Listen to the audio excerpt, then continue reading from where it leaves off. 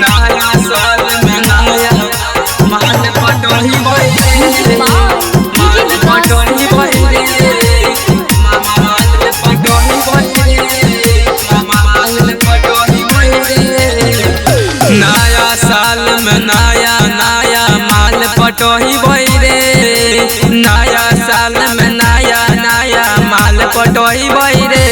भोरे के पार्टी करबई रे सांझ के माल घुमाई रे भोरे के पार्टी करबई रे सांझ के माल घुमाई रे पार्टी चलते बियर के बोतलवा फुटतई रे पार्टी चलते बियर के बोतलवा फुटतई रे भोरे के मस्ती करबई रे सांझ के माल घुमाई रे भोरे के मस्ती करबई रे सांझ के माल घुमाई रे नया साल में नया माल पटोही रे माल पटोही रे नया साल में नया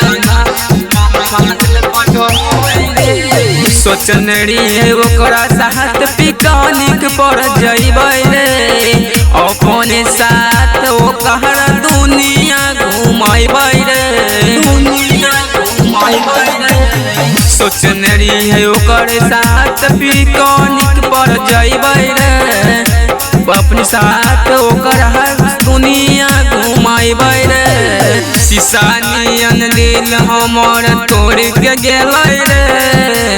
शीशा नियन दिल हमर तोड़ के गेलै रे भोर के पार्टी करबै रे सांझ के छौरी घुमाबै रे भोर के पार्टी करबै रे सांझ के छौरी घुमाबै रे नया साल में नया माल पटोही रे माल पटोही रे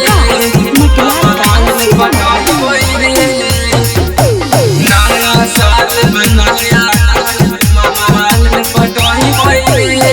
राइटर आशीष के कथी लकनैलही गे चल के साथ धके चल ससुरा गेलही गे ससुरा गेलही गे राइटर आशीष के कथी लकनैलही गे चल के साथ धके ससुरा गेलही गे हमर खातिर कोहन यार नहीं मिलतोगे हमर ऐसन यार नहीं तोहरा मिलतोगे भोर में पार्टी चलतै गे संग में माल घुमाबै गे भोर में पार्टी चलतै गे संग में माल घुमाबै गे।